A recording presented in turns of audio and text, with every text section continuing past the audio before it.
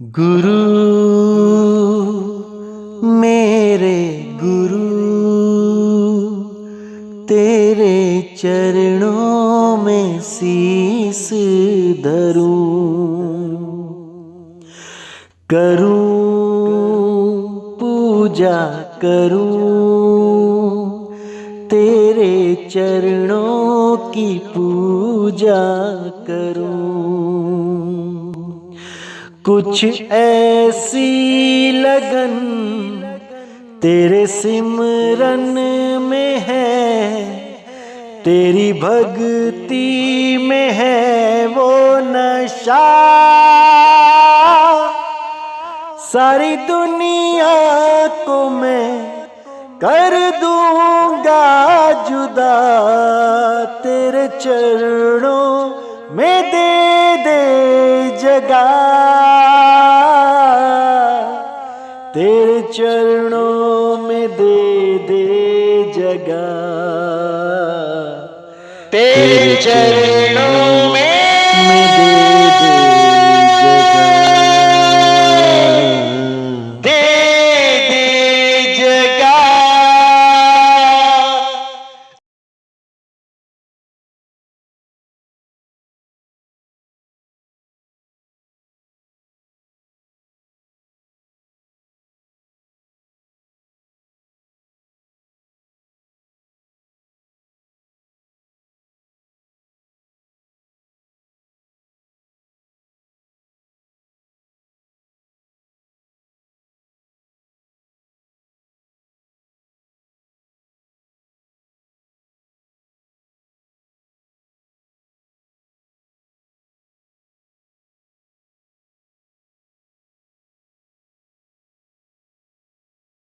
नमस्कार मेरे प्यारे भाइयों, मेरे परम पिता परमात्मा के प्यारे जीव हंसों, मैं बंदी छोड़ से यही अरदास करता हूं कि आप सब मेरे भाइयों का विवेक पहले से ज्यादा और ज्यादा और ज्यादा से ज्यादा बढ़ता ही जाए, और ऐसी कोई दुविधा ना रहे जो मेरे भाइयों को 1% भी भ्रमित कर पाए।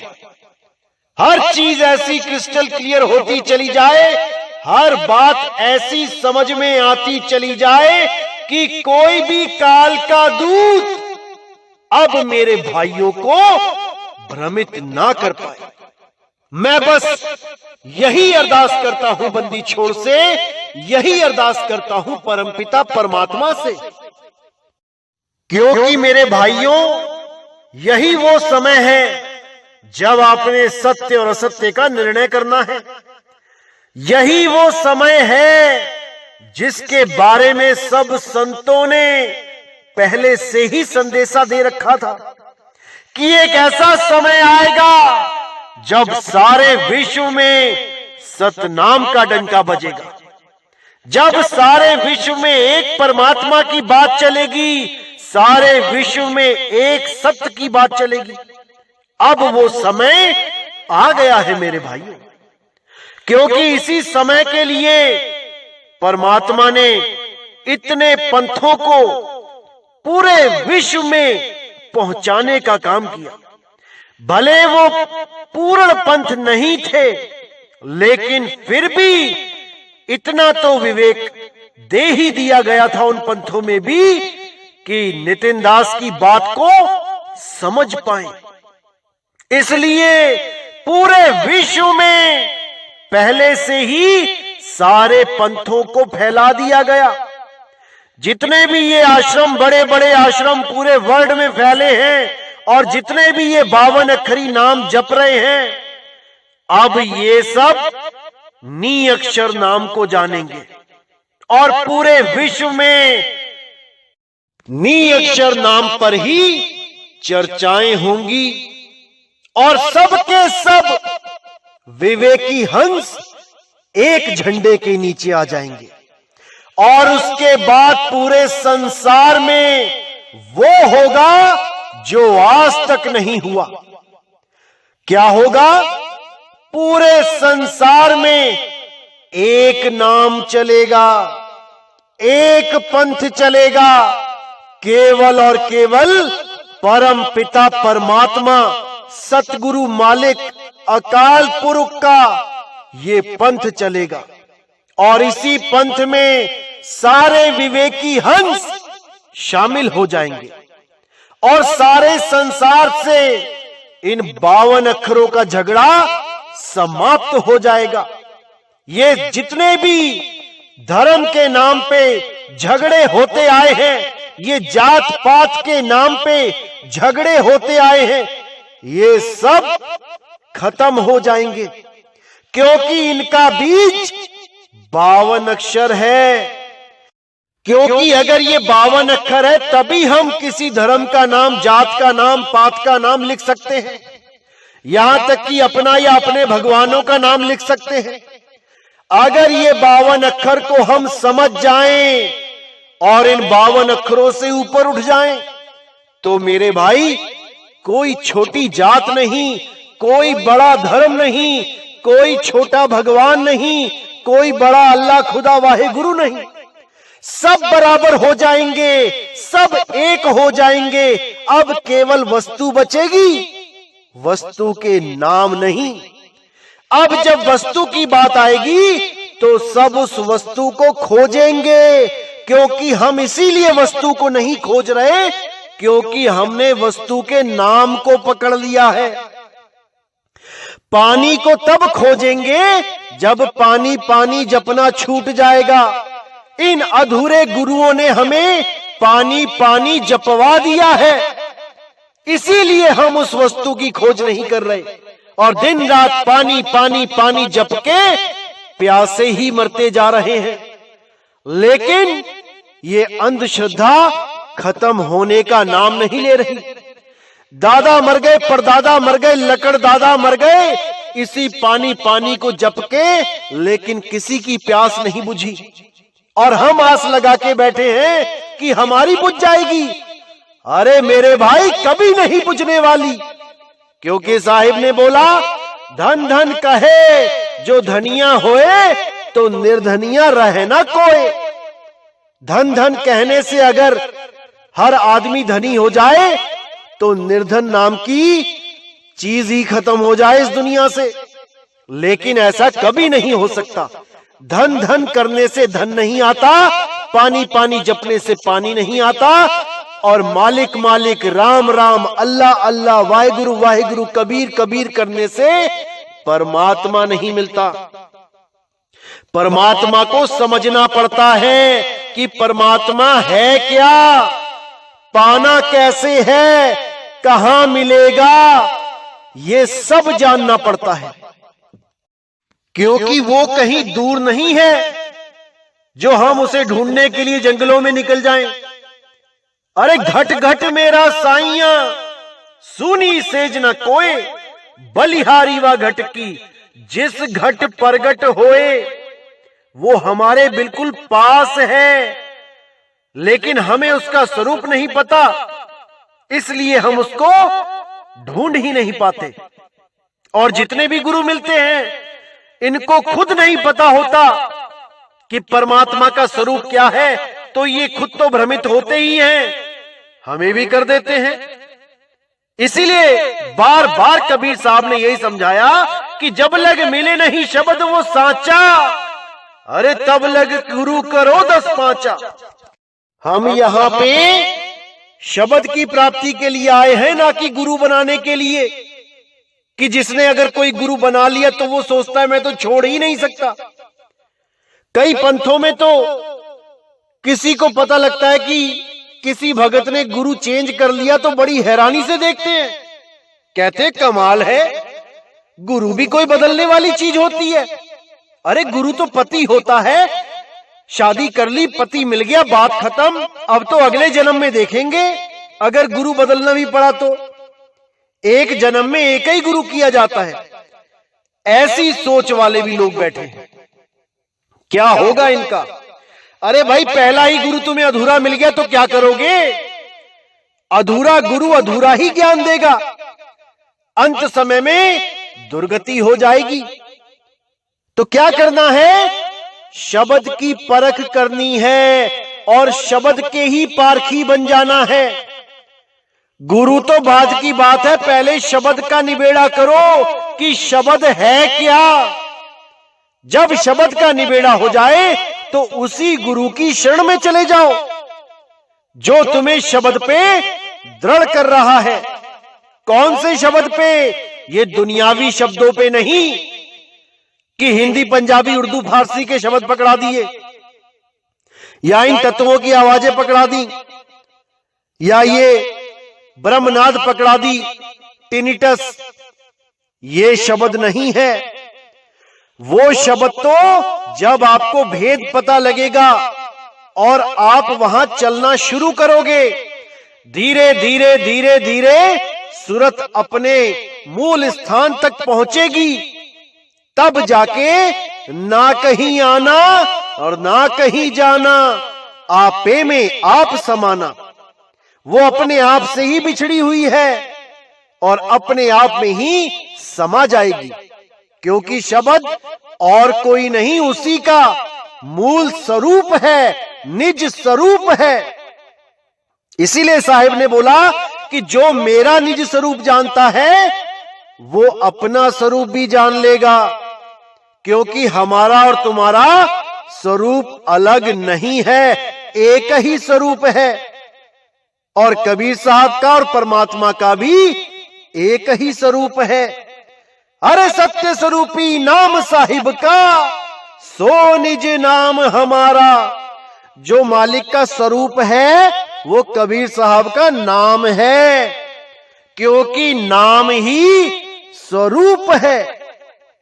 लेकिन कई लोग ये गले से निकलने वाली आ आवाज को ही पकड़ लेते हैं, जो आ चल रही है, इसी को सत्य स्वरूप मान लेते हैं। अरे भाई, ये आवाज पैदा होती है और ये आवाज रुक भी जाती है। देखो तुम्हारे गले से निकली जब तुमने इच्छा की, और जैसे ही तुमने इच्छा खत्म करी इसको रोक दिया। बोल के देखो, आ,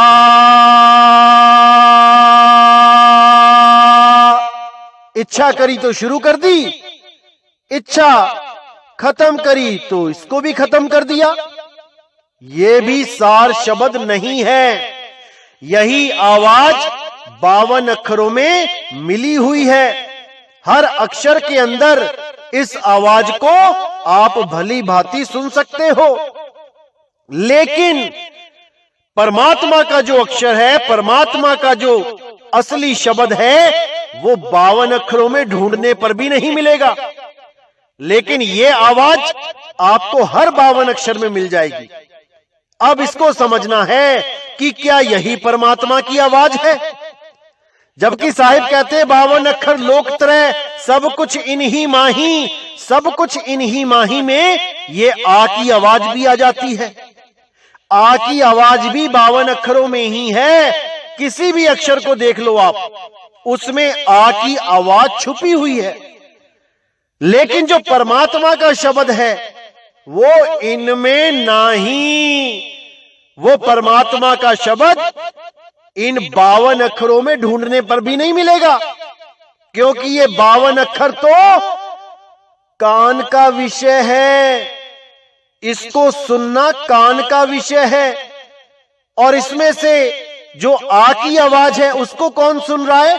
अरे उसको भी कान ही सुन रहे हैं।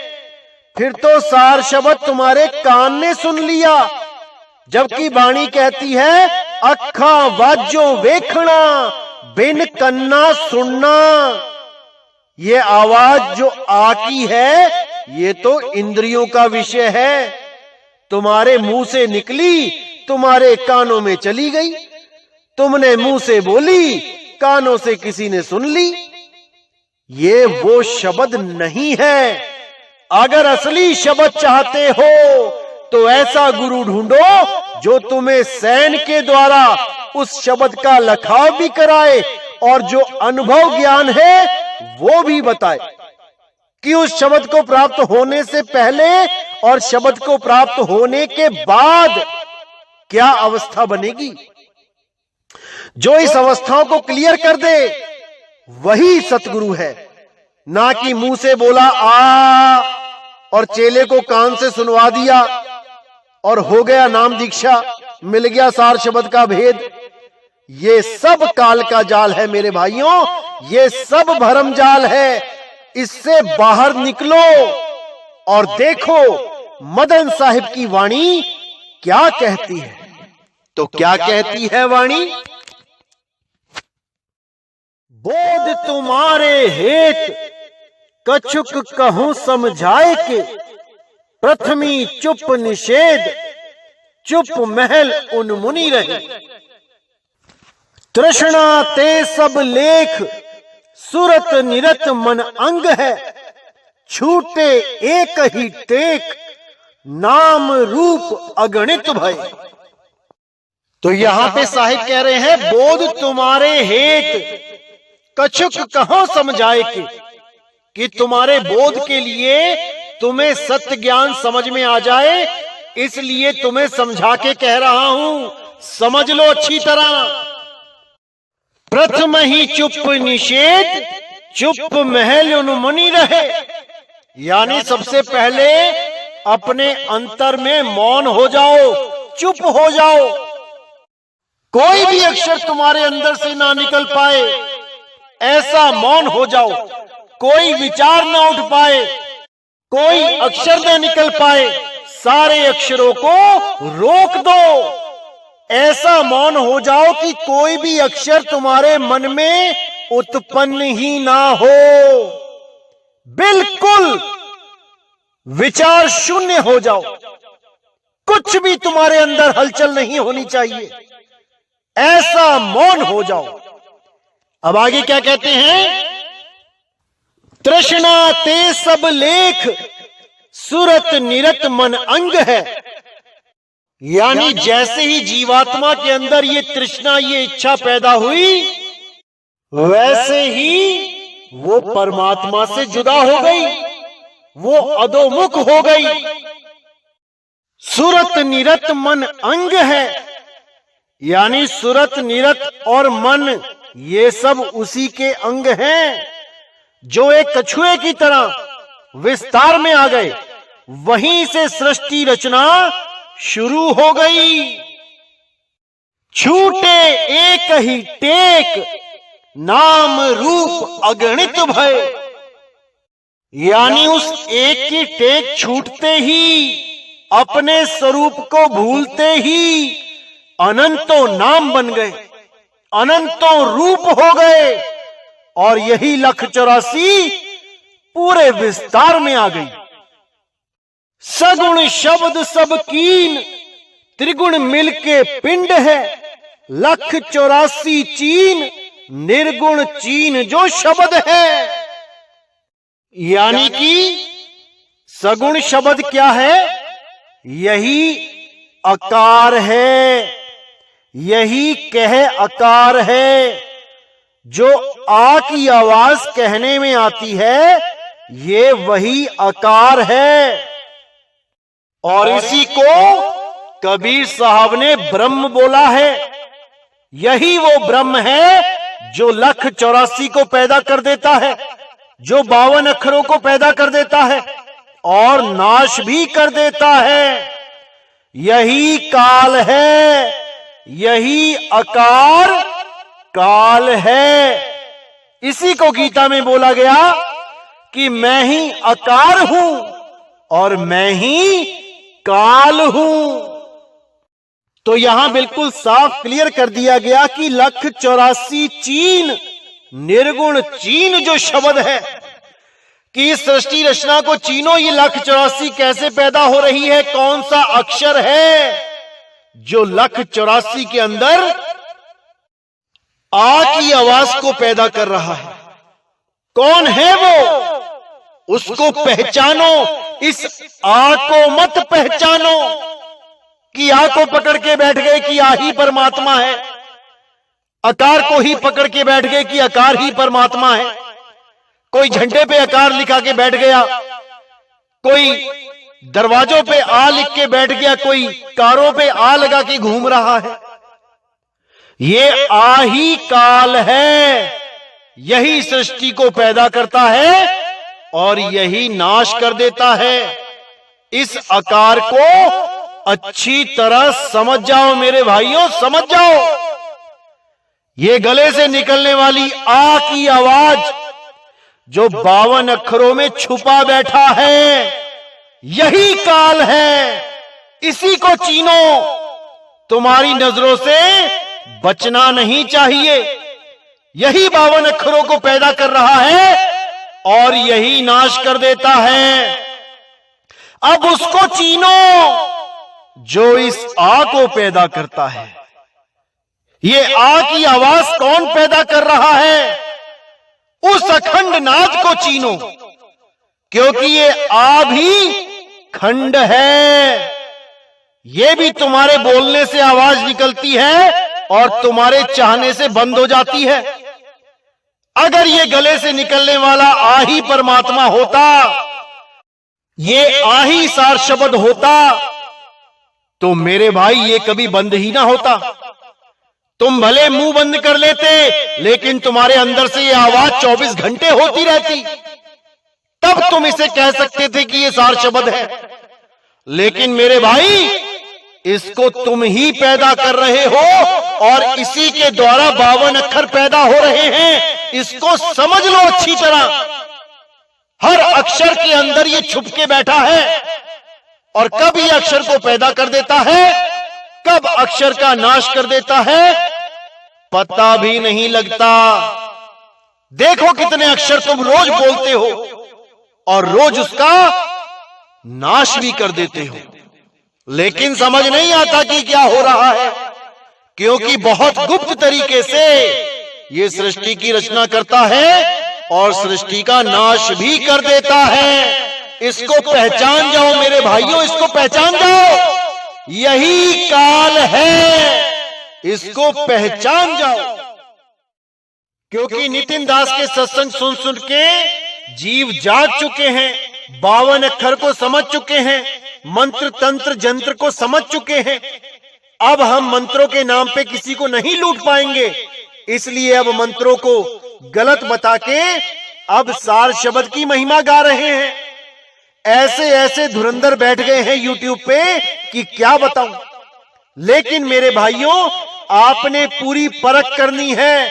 इन लोगों को फोन करके पूछना है कि आपका गुरु कौन है, आपको ज्ञान कहां से हो गया।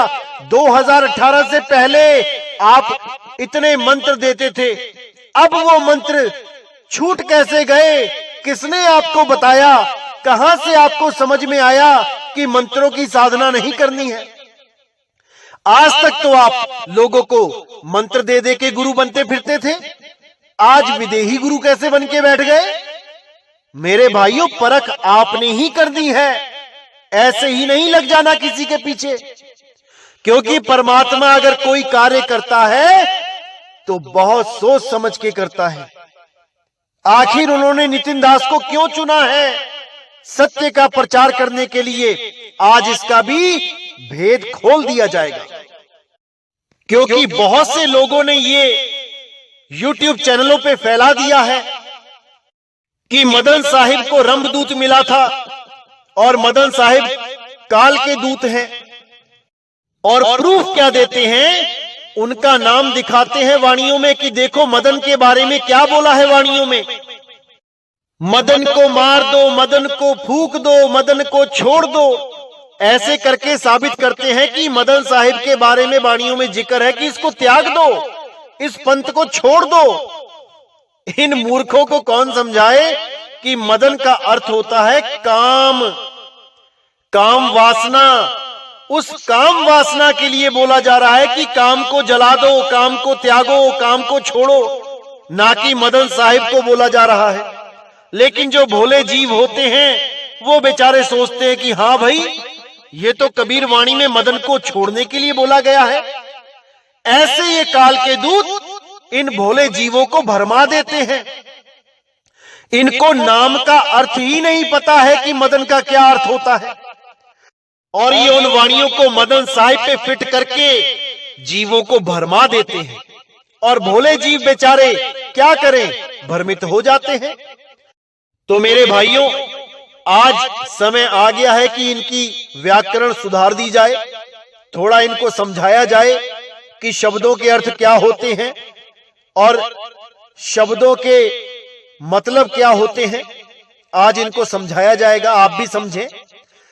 मदन का अर्थ होता है काम वासना, कबीर का अर्थ होता है बड़ा या महान, सबसे बड़ा, विशाल।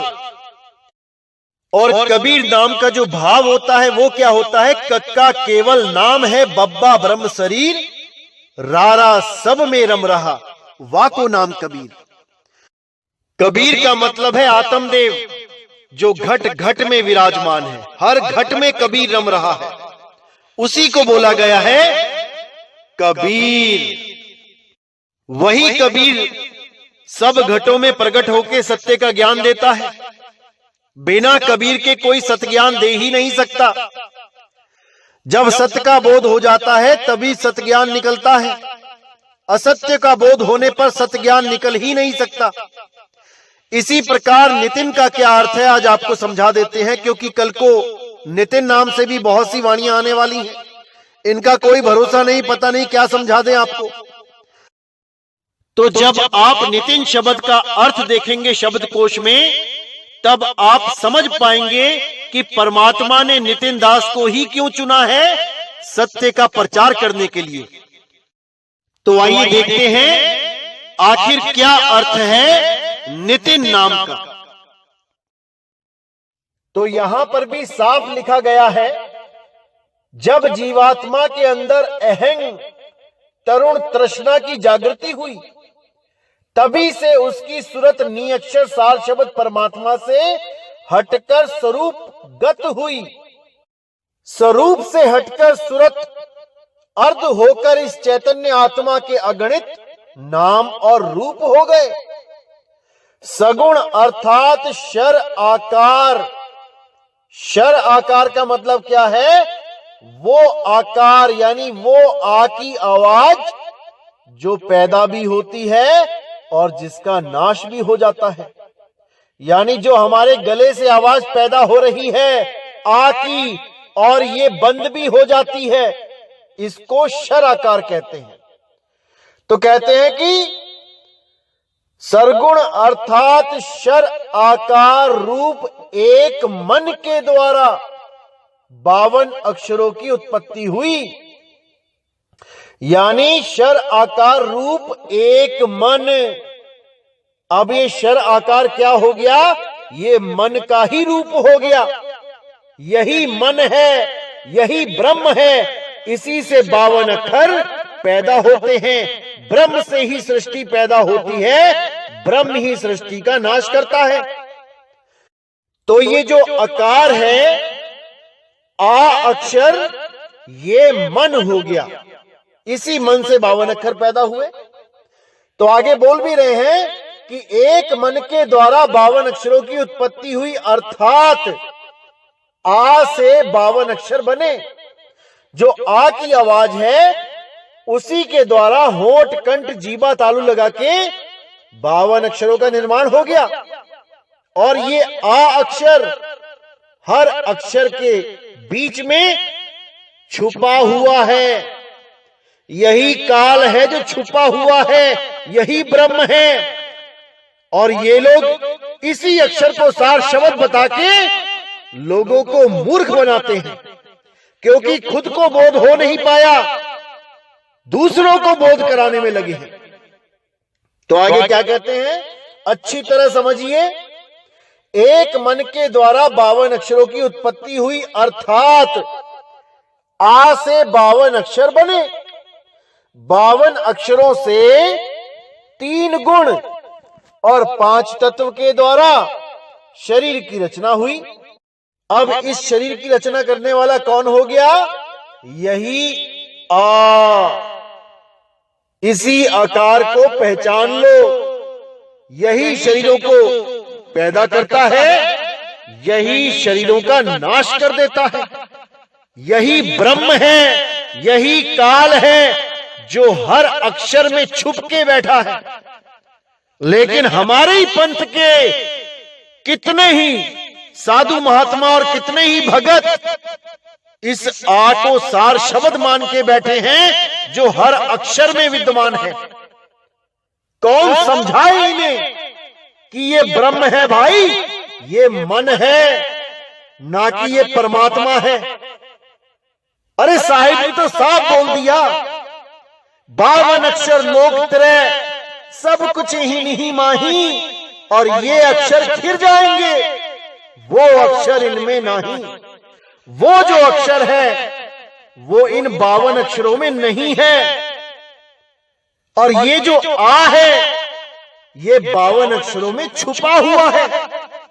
ये इसी को पकड़ के बैठ गए हैं, इसी को सार शब्द बताते हैं। और साकी क्या बोलते हैं, हां कहूं तो है नहीं और ना कहा ना जाई, हां और ना के बीच में साहिब रहा समाई। और दिखा देते हैं ना ही बना के, पहले लिखते हैं ना और आ का डंडा लगा दिया ना, और फिर लगा देते हैं ही, हा में ई की मात्रा ना ही। अब ना और हा के बीच में जो डंडा है उसको कहते हैं वो है सार शब्द। इनकी बुद्धि पे ऐसे ताले लगे हुए हैं कि वो जल्दी नहीं खुलने वाले, लेकिन परमात्मा की दया होगी तो एक दिन जरूर खुलेंगे। तो ऐसे ही ये लोग भरमा भरमा के लोगों को इसी काल की साधना करवा रहे हैं, इसी ब्रह्म की पूंछ पकड़ा के बैठा दिया है सबको। अब साहिब कह रहे हैं ब्रह्म बड़ा की जहां से आया। अरे तुम इस आकार के पीछे पड़े हो, झंडे पे आ लिख के बैठे हो, ये आ लिखा किसने है, ये आ बोला किसने है, ये आया कहां से, उसकी खबर नहीं है। उसकी खबर हो जाए तो ये लिखा पढ़ी का खेल ही खत्म हो जाए। अरे लिखा पढ़ी का है नहीं, और देखा देखी की बात, दूल्हा दुल्हन मिल गए और फीकी पड़ी बारात। ये आ बोलना, आ लिखना, ये सब काल का जाल है, ये सब आंखों का, मुंह का, कान का, ये इन इंद्रियों का जाल है मेरे भाई। समझ जाओ मेरी बात को, समझ जाओ। तो यहां पर तो आगे भी साफ लिखा है कि सृष्टि रचना का रहस्य भी यही है। इस शरीर रचना को भली प्रकार जान लो। आ जो अक्षर रूप, मन रूप, निराकार रूपी शब्द है, कितना क्लियर यहां पे लिख दिया है कि आ क्या है, मन है, काल है, अक्षर रूप है, निराकार रूप है। यही आ, यही काल है। तो यहां पे साफ बोल दिया कि आ जो अक्षर रूप, मन रूप, निराकार रूपी शब्द है, इससे ही यह सृष्टि संकल्प विकल्प के माध्यम से नाना रूपों में दिखाई दे रही है।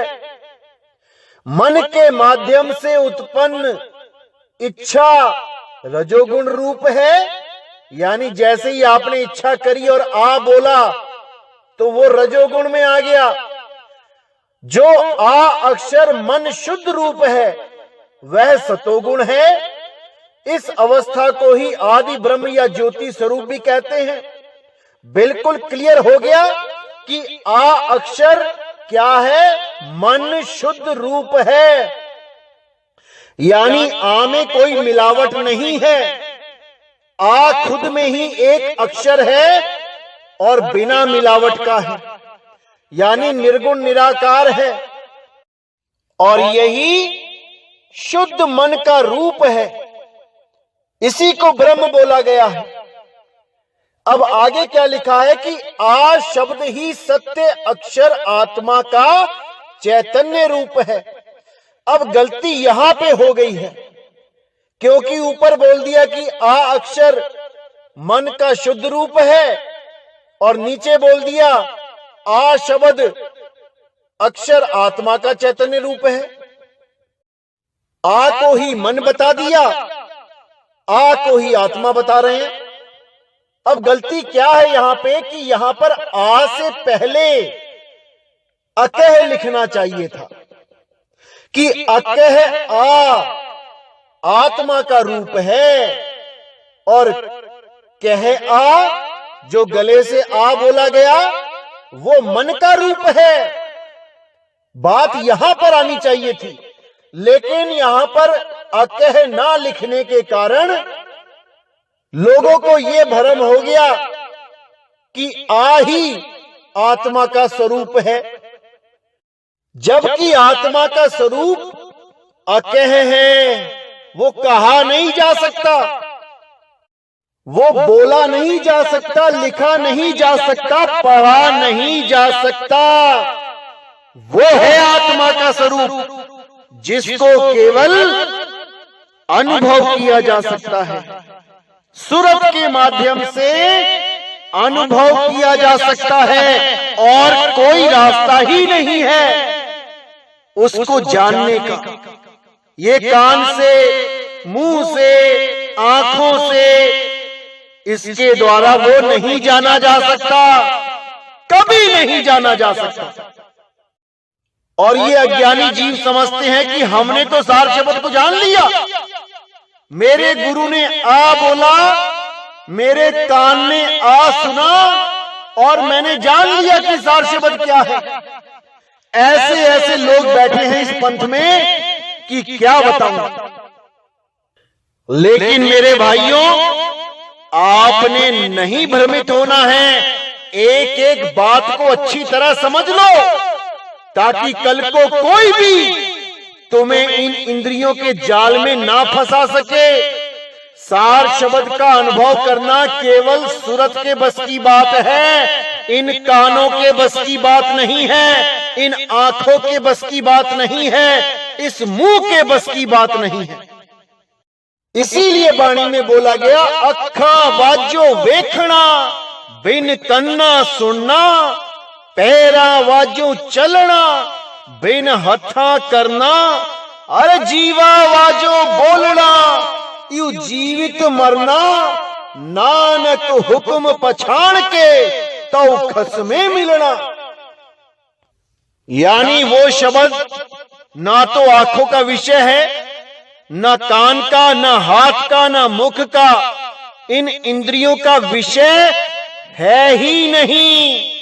वो तो केवल सूरत के द्वारा सैन मिलने पर, भेद मिलने पर, सूरत को स्थिर करने पर अपने आप प्रकट होता है और उसको अनुभव करके आत्मा तृप्त हो जाती है।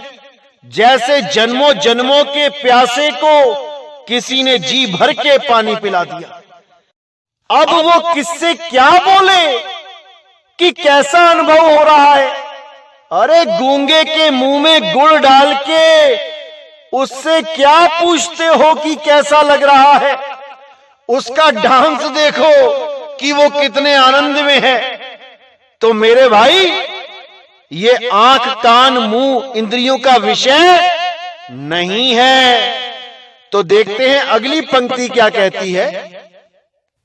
आत्मा का स्वरूप अकह है, वो कहा नहीं जाता।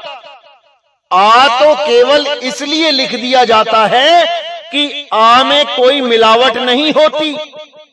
अकेला ही अपने दम पर है, इसलिए अकह के साथ लगा दिया जाता है, अकार लगा दिया जाता है, लेकिन आगे फिर भी अकह लिखा होता है। यानी कहो मत, उसको कोई नहीं कह सकता। वो अकह है और की तरह अटूट है।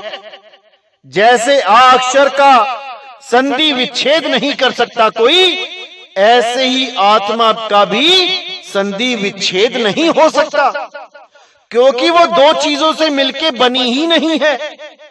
वो अपने आप में ही पूर्ण है। इसीलिए अकह बोला गया है कि उसको कहने की गलती मत कर देना, नहीं कह पाओगे। तो देखिए अगली ही लाइन में क्या लिखा गया है। यह चैतन्य आत्मा अकह अकार आरूप है। अब देखिए यहां पर अकह लिख दिया गया, पहले अकह नहीं लिखा था, गलत है बिल्कुल। अकह यहां लिख दिया है, बिल्कुल सही है, वो अकह है, लेकिन फिर अकार और आ रूप लिखा गया है। अब इसको समझना है। अब ये आ आप पढ़ भी सकते हो क्योंकि लिखा हुआ है। अब लिखा हुआ है तो आप बोल भी सकते हो क्योंकि लिखा हुआ है। अब ये लिखने और बोलने में आ गया तो ये अकह कहां से रह गया, इसी को समझना है।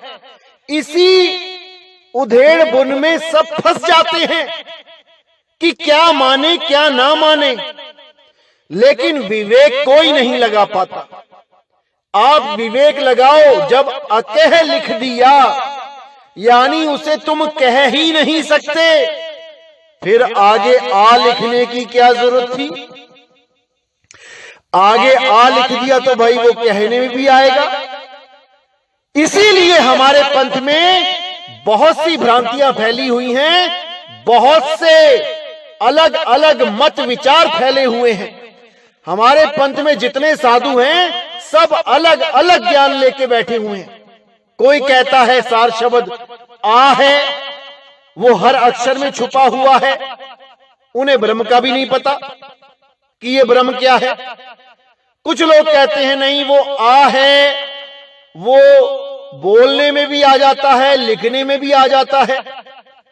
अब उन लोग को भी नहीं पता कि ये आ क्या चीज है, अकार क्या चीज है और अकह क्या चीज है। केवल लिखी पढ़ी बातों को, सुनी सुनाई बातों को अपने पीठ पे लाद के घूम रहे हैं। जिस दिन उनको अनुभव हो गया उस दिन उन्हें समझ में आ जाएगा कि अकह किस वस्तु का नाम है, ये अकह क्यों लिखा गया है, तब उनके समझ में आएगा। लेकिन अभी नहीं आएगा। अभी तो केवल मान बढ़ाई अहंकार में डूबे हुए हैं कि हम गलत कैसे सिद्ध हो गए। हमें 20-20, 25-25, 50-50, 70-70 साल हो गए इस पंथ में, हमें कैसे गलत सिद्ध कर दिया। प्रॉब्लम यहां पे है, दिक्कत यहां पे है। लेकिन ये प्रॉब्लम भाई हमारी प्रॉब्लम नहीं है, ये उन लोगों की प्रॉब्लम है जो मान बढ़ाई अहंकार में फंसे पड़े हैं। हमारा लक्ष्य केवल एक है, सबके पास सत्य ज्ञान हो, सबकी मुक्ति हो। इससे ज्यादा हमें कुछ नहीं चाहिए। तो इसी पन्ने पे आपको 3 प्रकार के आ दिखाई दे गए। एक आ बोल दिया गया कि मन रूप है, काल है। एक आ बोल दिया कि आत्मा का रूप है, और एक अकह आ बोल दिया कि आत्मा का शुद्ध स्वरूप है। अब तीनों आ में द्वंद्व मचा पड़ा है। जो विवेकी होगा वो इसका भली प्रकार से अर्थ भी समझ पाएगा और उसको अनुभव भी कर पाएगा। क्योंकि अगर इंद्री के द्वारा आपको नाम दीक्षा मिली है, यानी मुंह से बोल के दे दिया सार शब्द और आपके कानों ने सुन लिया, तो समझ जाना मेरे भाई अब आपका मन एक्टिवेट हो गया है। अब वो तुम्हारे सामने वैसा ही नकली सार शब्द लाके खड़ा कर देगा जैसा तुम्हारे गुरु ने इंद्री के द्वारा तुम्हें लखाया है। क्योंकि इंद्रियों से परे का शब्द इंद्रियों के द्वारा लखाया ही नहीं जा सकता। तो आगे देखते हैं अगली पंक्ति क्या कहती है वाणी की। सरगुण की है खान, श्रवण चक्षु मुख जान ले, तीनों गुण में हान, कोई शूर न्यारा रहे। अब इतना क्लियर बता दिया यहां पे कि सरगुण की है खान, जो सरगुण साकार शरीर है उसकी खान है ये। श्रवण चक्षु मुख जान ले। श्रवण यानी कि कान, चक्षु यानी आंख और मुख यानी मुंह। यानी इस दुनिया से कनेक्ट रहने के लिए ये 3 इंद्रियां बहुत जरूरी हैं। अगर ये 3 इंद्रियां ना हो तो इस दुनिया से कनेक्शन नामुमकिन सा हो जाता है। ना तो आप किसी को देख पाओगे, ना आप किसी की बात सुन पाओगे, और ना ही अपनी कोई बात किसी से कह पाओगे। तो दुनिया में कनेक्ट रहने के लिए ये 3 इंद्रियां बहुत जरूरी हैं। लेकिन सार शब्द का अनुभव करने के लिए ये तीनों किसी काम की नहीं है, बिल्कुल नहीं है। क्योंकि कोई कहे कि आंखें नहीं है तो परमात्मा नहीं मिल सकता, तो ऐसा बिल्कुल नहीं है। कोई कहे कान नहीं है तो परमात्मा नहीं मिल सकता, ऐसा बिल्कुल नहीं है। और कोई कहे कि मुंह नहीं है, राम राम नहीं जप सकते, तो परमात्मा नहीं मिल सकता, तो ऐसा भी नहीं है। क्योंकि परमात्मा इंद्रियों से परे है और गुरु सैन देता है सूरत को, ना कि कान को, आंख को, मुंह को। इसीलिए बोला गया है अगली ही लाइन में कि तीनों गुण में हान कोई शूर न्यारे रहे। यानी तीनों गुणों में, रजोगुण में जो इच्छा हुई, आ बोला, उसमें जो उसी आ से 52 अक्षर पैदा हुए उसमें, और ये कान, आंख, मुख में, इन सब में जो भी उलझ गया वो कभी मुक्त नहीं हो सकता। इसीलिए बोला कोई शूर न्यारे रहे। इन सब से कोई शूरवीर ही न्यारा रह सकता है, और वही शूरवीर इन इंद्रियों को जीत के सदा सदा के लिए अपने मूल में समाएगा, अपने शब्द गुरु में लीन होगा, अपने सत्य स्वरूप में स्थित हो जाएगा। उसके अलावा जितने भी ये अक्षरों में सार शब्द को मान के बैठे हैं, अक्षरों में परमात्मा को मान के बैठे हैं, ये सब इसी जन्म मरण में आते रहेंगे। और धीरे धीरे धीरे आने वाले जन्मों में भक्ति करते करते विवेक जगेगा, तब जाके नितिन दास की बात को समझ पाएंगे, तब जाके मुक्ति पद को प्राप्त कर पाएंगे। अभी तो इसी आ में फंसे हैं, अभी पता नहीं इस आ से निकलने में कितने जन्म लगेंगे। इसीलिए मदन साहिब ने कोई कसर नहीं छोड़ी समझाने में, लेकिन विवेक ना होने के कारण ये जीव नहीं समझ पाता, और इसी 184 में धक्के खाता हुआ अधोगति को प्राप्त होता है। इसीलिए मैं बार बार कहता हूं कि जल्दबाजी में कभी भी कहीं भी नाम नहीं लेना चाहिए। पहले मूल ज्ञान समझ लो कि ये ज्ञान है क्या। जब तक इसको समझ नहीं जाओ, जब तक नाम दीक्षा नहीं लेनी चाहिए। क्योंकि तुम अधूरा ज्ञान समझ के आओगे तो 5 मिनट में भ्रमित कर दिए जाओगे। कोई भी तुम्हें भ्रमित कर देगा 2 मिनट के अंदर। लेकिन अगर तुमने हमारे ज्ञान को अच्छी तरह समझ लिया तो मेरे भाई, इस पूरे ब्रह्मांड में ऐसा कोई नहीं जो तुम्हें भ्रमित कर पाए। क्योंकि तुम्हारा विवेक इतना जागृत हो जाता है कि अब नीर खीर का निबेड़ा तुम खुद करते हो। अब तुम्हें किसी के सहारे की जरूरत नहीं है। अब तुम ही सत्य सत्य का निर्णय करते हो और तुम ही नितिन हो जाते हो। नितिन हो जाना है, नितिन का अर्थ होता है जज, और जज ही सत्य सत्य का निर्णय करता है। वकील तो केवल दलीलें देते हैं, सबूत पेश करते हैं, फैसला जज ही देता है।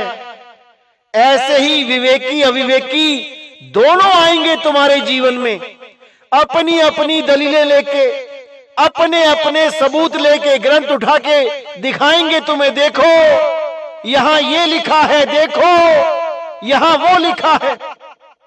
लेकिन आखिरी फैसला तुम करोगे। अगर विवेकी होगे कोई बेवकूफ नहीं बना पाएगा, क्योंकि वकील भी जज को बेवकूफ बनाने की कोशिश करता है। वकील को पता होता है कि जो मेरे पास आया है कत्ल इसी ने किया है, क्योंकि वो सब सच उगलवा ही लेता है पहले ही कि भाई जो कुछ भी हुआ है मुझे बता दो, सब कुछ जान लूंगा तभी लड़ूंगा केस, तभी जीत पाऊंगा। अगर मुझसे कुछ छुपाओगे तो सामने वाला वकील कहीं ना कहीं मुझे गलत सिद्ध कर देगा। तो झूठ होते हुए भी जज के सामने सच्चा होने का दावा करता है ये वकील, और वकीलों को बिल्कुल 100% पता होता है कि कांड किसने किया है।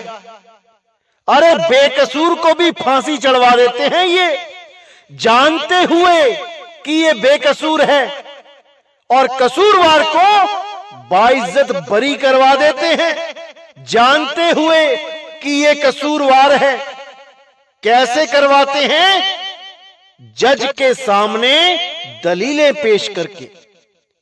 लेकिन अगर जज अपनी आई पे आ जाए तो वकील की एक ना चलने दे, क्योंकि अगर जज विवेकी है तो उसे कोई बेवकूफ नहीं बना सकता, कोई नहीं। अगर वो खुद ना बनना चाहे तो अगर वो अपनी आई पे आ जाए तो सत्य का निबेड़ा 2 मिनट में कर दे। ऐसे ही आपने भी सत्य का निबेड़ा 2 मिनट में कर देना है। अगर पूर्ण विवेकी हो जाते हो तो, अगर अधूरा ज्ञान लेके नाम दीक्षा ले ली तो मेरे भाई तुम 5 मिनट में भ्रमित हो जाओगे। लिख के ले लो। इसीलिए पहले सत्संग को 100 बार सुनो, इतनी बार सुनो कि हर चीज तुम्हें समझ में आने लग जाए। मेरे बोलने से पहले तब समझ जाना कि अब तुम नितिन दास हो गए हो। अब तुम्हें कोई मूर्ख नहीं बना सकता। अब तुमने कबीर होना है। धीरे धीरे धीरे जब भजन पे बैठोगे, सिमरन पे बैठोगे मालिक के, परमात्मा ऐसी दया करेंगे कि तुम्हारा ध्यान धीरे धीरे धीरे धीरे करके एकाग्र होने लगेगा। और जब वो पूर्ण एकाग्र हो जाएगा तब तुम उसको अनुभव कर पाओगे जिसको ढूंढने के लिए जन्मों जन्मों से भटक रहे हो। तब वो परम आनंद की अनुभूति होगी और ये दुनिया तुम्हें फीकी लगने लग जाएगी। इस दुनिया से तुम्हारा मोह भंग होने लग जाएगा। तब समझ जाना कि अब वो दिन दूर नहीं जब इस देह को त्याग के सदा सदा के लिए उस परम पिता परमात्मा में एक मेक हो जाएंगे। अब वो दिन दूर नहीं। अब बार बार जन्मना मरना नहीं पड़ेगा। इसको अच्छी तरह समझ जाओ मेरे भाइयों, अच्छी तरह समझ जाओ। तो इसी आकार के लिए और भी जगह इसी ग्रंथ में देखिए क्या बोला गया है। और ये भगत जो आकार को ही परमात्मा मान के बैठ गए हैं, आ की आवाज को जो गले से निकल रही है और हर अक्षर में छुपी हुई है, उसी को सत्य मान के बैठे हैं। अब उस आकार को क्या बोला गया है? अपनी आंखों से देखिए, क्योंकि अपनी आंखों से देखोगे तभी यकीन होगा। मेरे बार बार बोलने से भी यकीन नहीं होगा आपको। आइए देखते हैं क्या बोला गया इस आकार को। तो यहां पे बिल्कुल साफ लिखा गया है कि आत्मा रूपी चूहे की नाव को चलाने के लिए 52 वर्ण रूपी बिल्ली को नाविक बनाया गया है। आत्मा रूपी मेंढक की रक्षा के लिए 52 वर्ण रूपी सर्प को पहरेदार नियुक्त किया गया है। यहां आ यानी आकार रूपी बैल से स्वर व्यंजन पैदा हो रहे हैं।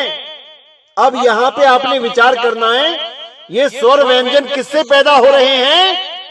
आकार रूपी बैल से। बैल बोला है, बैल। और क्यों बोला है? क्योंकि जितने भी अक्षर पैदा हो रहे हैं आकार से ही पैदा हो रहे हैं। और मदन पंथ में हर अक्षर के बीच में जो आकार छुपा है उसी को सार शब्द बता दिया जाता है कि वो सार शब्द है जो सब अक्षरों में रमा हुआ है। अरे भाई आंखें खोल के देखो क्या लिखा है, आकार रूपी बैल। तुम बैल को ही गाय बना के बैठ गए और दिन रात दो रहे हो। देखो क्या लिखा है, आकार रूपी बैल से स्वर व्यंजन आदि पैदा हो रहे हैं तथा आत्मा रूपी गाय बांझ हो गई है। अब तुम्हें गाय का पता ही नहीं है कि वो है क्या, और तुम बैल के नीचे बाल्टी लगा के बैठे हो दूध निकालने के लिए। क्या दूध निकालोगे और क्या चाय पियोगे उसकी? क्योंकि तुम्हें गाय का आता पता ही नहीं है कि गाय है क्या। अगर गाय का आता पता होता तो ये कभी ना कहते कि हर अक्षर के बीच में जो आकार यानी आ की जो आवाज है वो सार शब्द है, कभी ना कहते। लेकिन तुम्हें आत्मा का ज्ञान ही नहीं है, इसीलिए इन अक्षरों में छुपे आकार को, ब्रह्म को ही आत्मा की आवाज घोषित कर देते हो। जबकि यहां पे बिल्कुल क्लियर कर दिया गया है कि आकार रूपी बैल से स्वर व्यंजन आदि पैदा हो रहे हैं तथा आत्मा रूपी गाय बांझ हो गई है। 52 वर्णों रूपी बछुआ को 3 पहर दुहते हैं, अर्थात 52 वर्णों के द्वारा निर्मित मंत्र आदि के माध्यम से सुबह दोपहर शाम अर्चना वंदना आरती पूजा नमाज आदि के रूप में पढ़ते हैं। आत्मा रूपी सिंह नित्य प्रति 52 वर्ण रूपी सियार से लड़ता है, अर्थात आत्मा बलिष्ठ होकर भी निर्बल सियार रूप 52 अक्षरों के माध्यम से आत्म कल्याण की भिक्षा मांगती है। इसको अच्छी तरह 10 बार पढ़ो, तब समझ में आएगा कि बैल क्या है और गाय क्या है। गाय अकह है, उसको कहा नहीं जा सकता। बैल आकार है, उसको बोला जा सकता है, और वही 52 अक्षरों को पैदा कर रहा है। और ये अज्ञानी जीव क्या बोलते हैं कि हर अक्षर में सार शब्द छुपा हुआ है। ये इसी आकार को, इसी आ की आवाज को सार शब्द मान के बैठे हैं, गाय मान के बैठे हैं, जबकि इसी ग्रंथ में नाम प्रकाश में उसे बैल बोला गया है। लेकिन ये इन अविवेकी लोगों को समझ में नहीं आने वाला। बस झगड़ा करवा लो जितना करवाना है, लेकिन बुद्धि के ताले कभी नहीं खुलने वाले, कभी नहीं। तो मेरे भाइयों पूरा विवेक लगा के रखना है, पूरा विचार करना है। नितिन दास आपको क्या समझाना चाहता है, क्या बताना चाहता है, अच्छी तरह समझना है, क्योंकि यही जन्म मिला है समझने के लिए। अगर सूरत इन 52 अक्षरों में बसे हुए आप लगी रह गई तो मेरे भाई तुम्हें गर्भ जून में जाने से कोई नहीं रोक पाएगा। इस सूरत को हटा लो वहां से और उस अखंड नाम में, उस परम पिता परमात्मा सार शब्द में अपनी सूरत को रमा दो। अरे जाप मरे अज पा मरे, अनहद हु मर जाए, सूरत समाए शब्द में, वाको काल न खाए। इस सूरत को शब्द में लगा के रखो, दिन रात लगा के रखो। जहां गुरु ने भेद दे दिया वहां पे सूरत को स्थिर कर लो। धीरे धीरे धीरे धीरे अपने आप परम पिता परमात्मा की दया होने लग जाएगी। और जब वो दया होगी तब आपको समझ में आएगा कि सार शब्द है क्या चीज। अरे आदि नाम हम भाख सुनाया, मूर्ख जीव समझ नहीं पाया। वो समझने की चीज है और समझ इन कानों से नहीं आएगी, समझ आएगी अपने निज अनुभव से, अपने निज स्वरूप सिद्धि से। जब तुम स्वरूप सिद्ध हो जाओगे, अपने स्वरूप को जान लोगे, तब समझना कि तुम्हें सार शब्द की बख्शिश हो गई है। तो मेरे भाइयों पूरा विवेक लगाना है, पूरा विवेक लगा दो। एक एक सत्संग पे पूरा विवेक लगा दो, क्योंकि यही वो समय है जब सारा विश्व एक झंडे के नीचे आएगा, एक ज्ञान को समझेगा, एक अल्लाह वाहिगुरु गॉड खुदा की बंदगी करेगा, एक परम पिता परमात्मा को मानेगा। अब 52 अक्षरों का झगड़ा खत्म हो जाएगा। इन 52 अक्षरों के चक्करों में नहीं पड़ना है मेरे भाइयों। इन 52 की वजह से ही हम सब अलग अलग हो गए हैं। अब इन 52 अक्षरों पे विजय प्राप्त करने का समय आ गया है। अब 52 अक्षरों से हम जीत जाएंगे, नहीं तो इन्हीं 52 अक्षरों में उलझ पुलझ के बार बार गर्भ में आते हैं, बार बार 184 भोगते हैं। लेकिन अब 52 से जीतने का समय आ गया है मेरे भाइयों, आ गया है। इसी समय के लिए बोला गया था, अरे जब आएगा 20 बीसा, ना रहेगा ईसा, ना रहेगा मूसा, राज करेगा जगदीसा। सारे जगत का मालिक, सारे जगत का परमात्मा अब उसका राज होगा, एक कुल मालिक का राज होगा। और सारे विवेकी हंस उस मालिक के आगे सरेंडर हो जाएंगे, उसी की बंदगी करेंगे। अब कोई झगड़ा नहीं करेगा। इन धर्मों के नाम पे, इन मजहबों के नाम पे, इन जात पात के नाम पे अब कोई झगड़ा नहीं होगा। अब केवल प्रेम ही प्रेम होगा। हम सब भाई एक साथ मिलके रहेंगे। अब कभी जात पात के पीछे झगड़ा नहीं करेंगे, एक दूसरे का सुख और दुख मिलके बांटेंगे। यकीन करना मेरे भाइयों, जिस दिन ये घड़ी आ गई उस दिन भारत विश्व गुरु बन जाएगा। कोई भी इसके सामने टिक नहीं पाएगा, क्योंकि हमें बाहरी दुश्मन तब कमजोर कर सकते हैं जब हम अंदर से कमजोर हो। जब हम सब अंदर से एक होंगे तो बाहरी कोई भी ताकत हमें विचलित नहीं कर पाएगी, हमें नहीं तोड़ पाएगी और हम पे कभी राज भी नहीं कर पाएगी।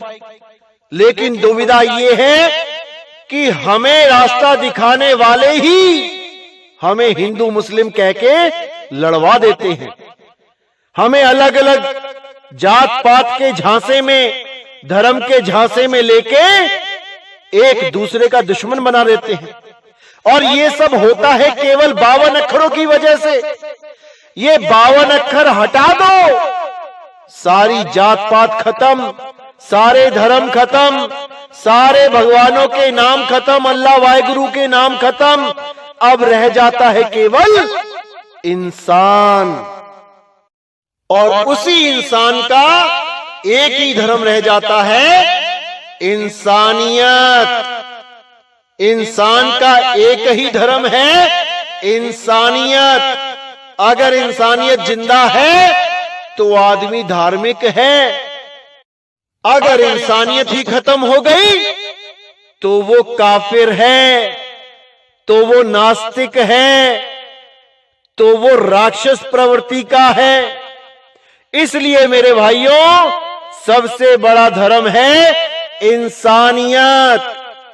Human is our race and humanity is our religion. इसके अलावा सब झूठ है, सब अज्ञान है। जितनी जल्दी हो सके सत्य को जान लेना चाहिए मेरे भाइयों, सत्य को जान लेना चाहिए। तो इसी के साथ मैं आज का सत्संग समाप्त करता हूं और बहुत जल्दी अगला सत्संग आएगा। तब तक के लिए मुझे विदा करें।